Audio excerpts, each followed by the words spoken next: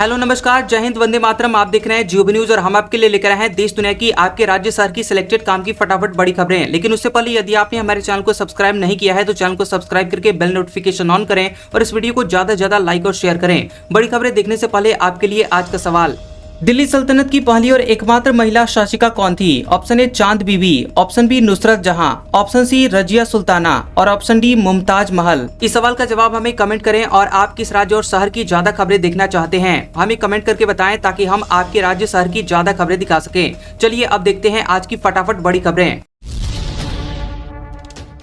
1 अगस्त से लागू होंगे यूपीआई के नए नियम। एक दिन में 50 से ज्यादा बार बैलेंस चेक नहीं कर पाएंगे। ऑटो पे का समय बदलेगा। अगर आप यूनिफाइड पेमेंट इंटरफेस यानी कि यूपीआई ऐप से बार बार बैलेंस चेक करते हैं तो 1 अगस्त से ऐसा करने में आपको परेशानी हो सकती है। 1 अगस्त से आप एक दिन में 50 बार से ज्यादा ऐप से बैलेंस चेक नहीं कर पाएंगे। ये बदलाव यूजर्स, बैंक और मर्चेंट सभी के लिए लागू हो रहा है। 1 अगस्त से यूपीआई में कई सारे बदलाव हो रहे हैं। सबसे बड़े बदलाव ये है कि आप एक दिन में किसी एक यूपीआई ऐप से 50 से ज्यादा बार अपना बैलेंस चेक नहीं कर पाएंगे। और आपको बता दें कि ऑटो पे जैसे कि ईएमआई, सब्सक्रिप्शन या फिर बिल पेमेंट अब दिन में किसी भी समय नहीं बल्कि तय समय पर स्लॉट में होंगे। अगर कोई पेमेंट अटक जाता है तो आप उसका स्टेटस सिर्फ 3 बार चेक कर सकते हैं और वो भी हर बार 90 सेकेंड के गैप के साथ। ऑपरेशन सिंदूर पर बहस, राजनाथ सिंह बोले परीक्षा में रिजल्ट की अहमियत, कितनी पेंसिल टूटी ये पूछना बेईमानी। गोगोई ने पूछा पीओके कब्जा क्यों नहीं किया। लोकसभा में सोमवार को दोपहर 2:05 से ऑपरेशन सिंदूर पर चर्चा की गई। वहीं रक्षा मंत्री राजनाथ सिंह ने चर्चा की शुरुआत करते हुए कहा कि हमने आतंकवादियों को उनके घर में घुसकर मारा। सेना ने आतंकवादियों से हमारी माताओं बहनों के सिंदूर का बदला लिया।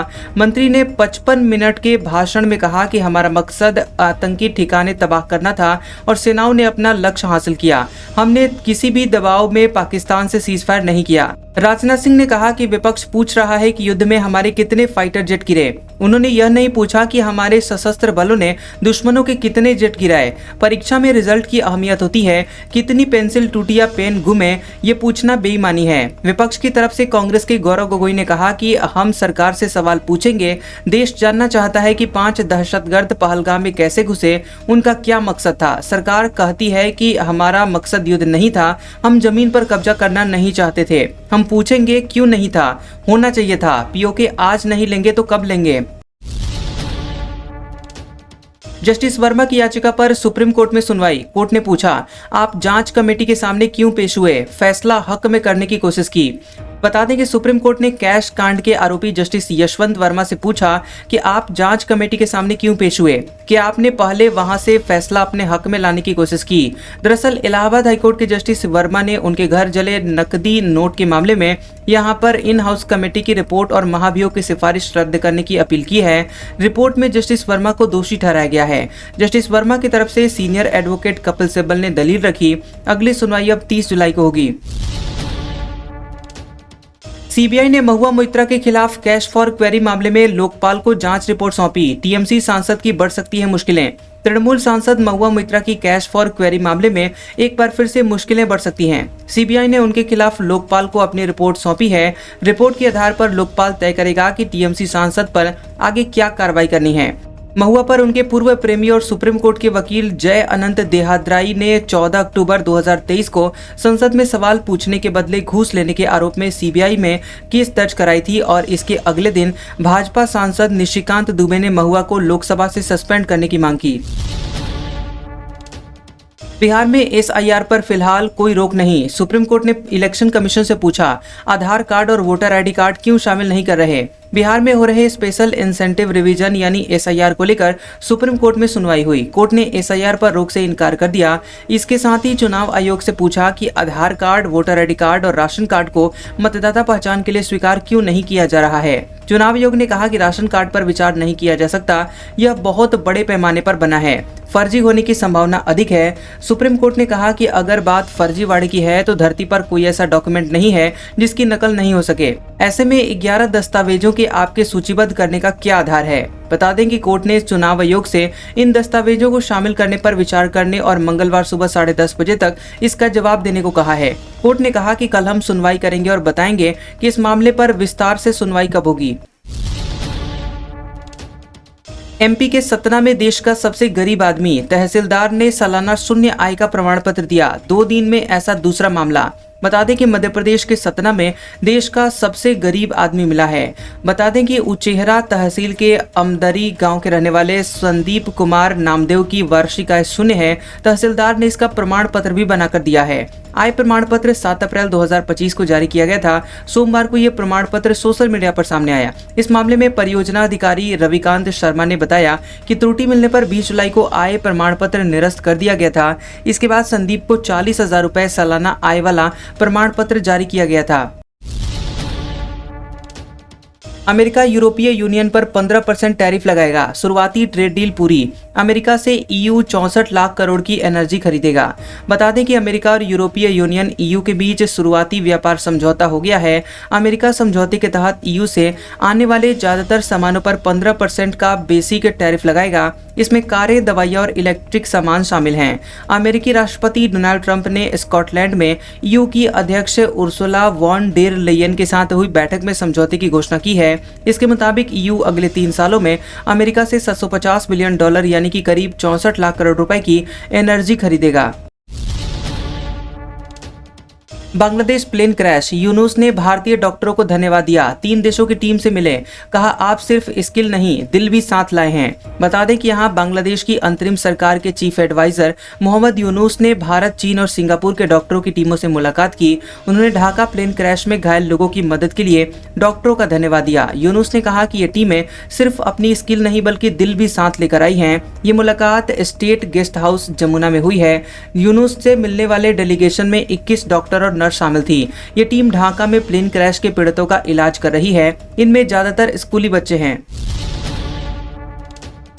गाजा में भुखमरी पर पहली बार बोले ट्रंप, कहा तस्वीरें बहुत भयावह, इसराइल को अब जंग पर फैसला लेना होगा।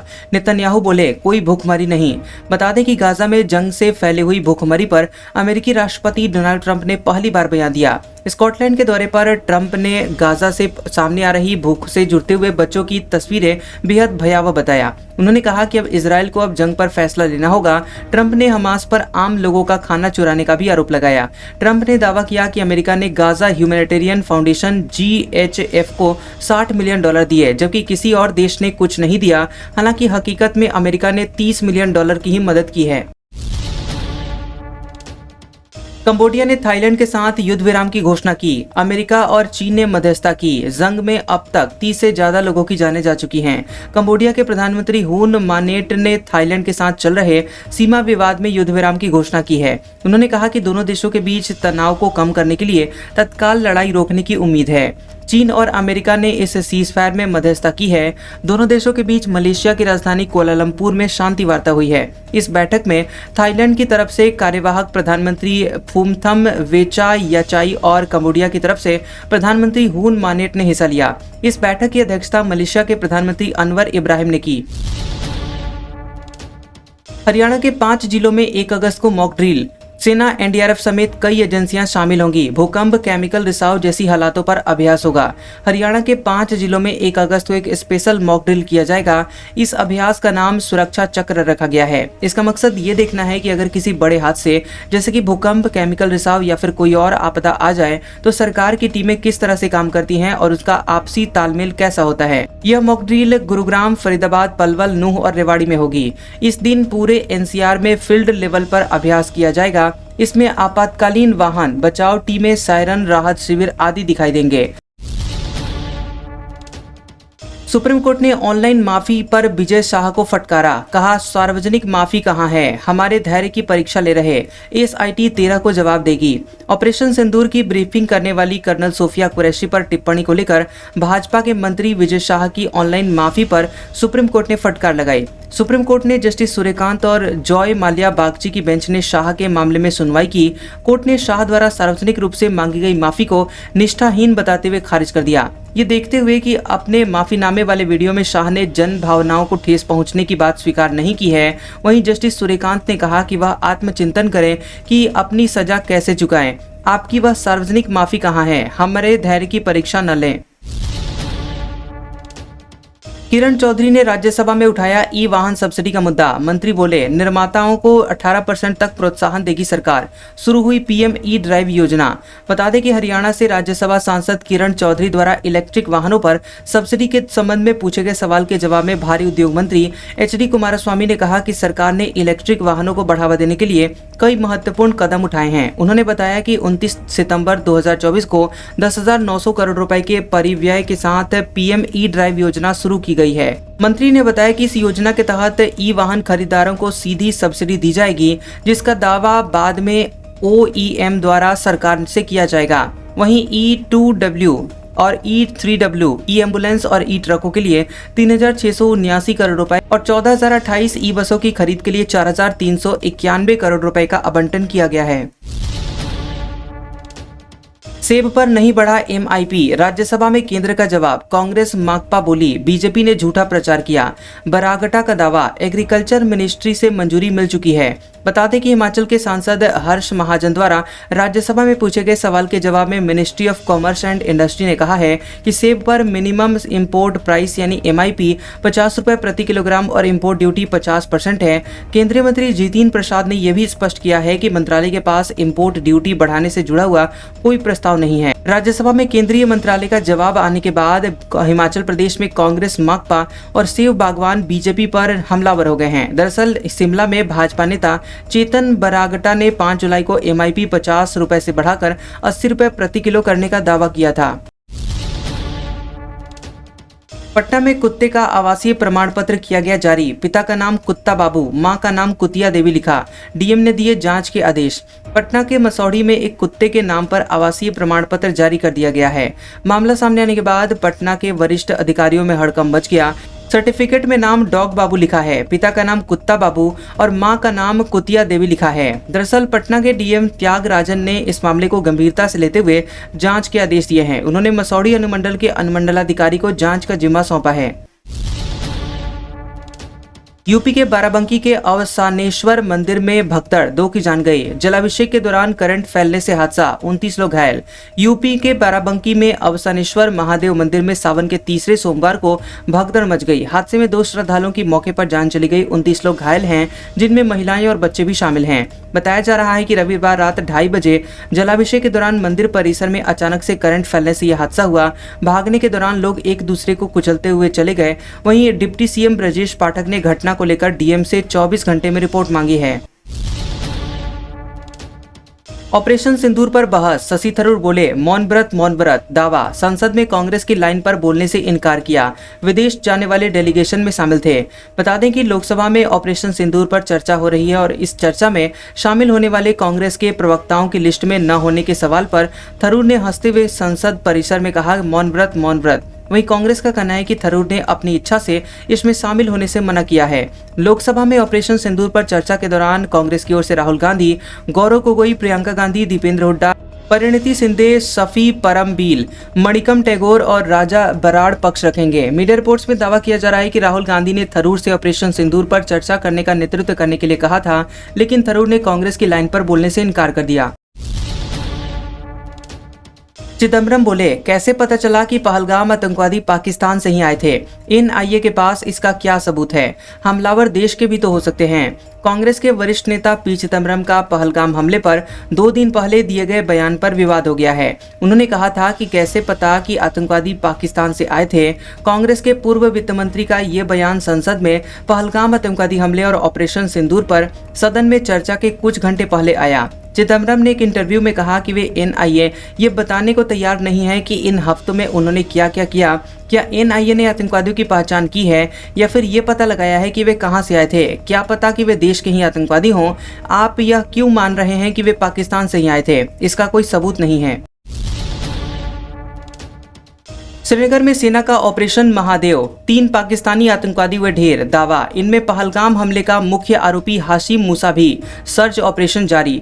आपको बता दें कि यहाँ जम्मू कश्मीर के श्रीनगर में लीडवास में सेना ने सोमवार को 3 पाकिस्तानी आतंकवादियों को ढेर कर दिया। इसकी जानकारी इंडियन आर्मी की चिनार कॉर्प्स ने दी है। सेना ने बताया कि ऑपरेशन महादेव के तहत ये कार्रवाई की गई है।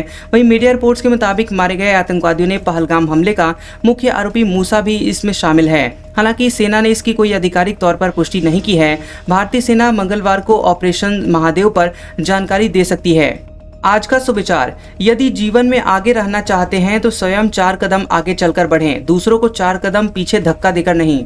कैसा लगा ये वीडियो हमें कमेंट सेक्शन में जरूर बताएं। वीडियो पसंद आया हो तो वीडियो को लाइक और शेयर करें और ऐसी इंटरेस्टिंग वीडियोस देखने के लिए हमारे चैनल GOB न्यूज को सब्सक्राइब करें और बेल आइकॉन को दबाएं। और हमारे ओल्ड और लेटेस्ट वीडियोस देखने के लिए हमारे प्लेलिस्ट और कम्युनिटी टैब को जरूर चेक करें। तो मिलते हैं अगले वीडियो में, तब तक के लिए आपका शुक्रिया।